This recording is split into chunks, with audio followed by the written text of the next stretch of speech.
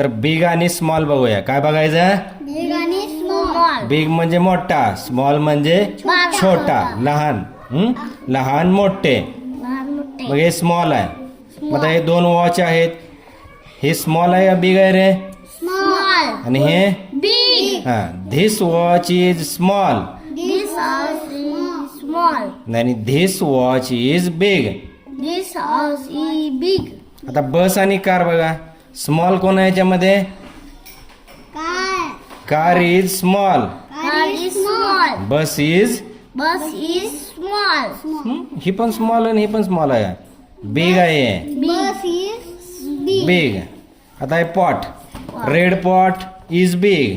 Red pot is big. Black pot is small.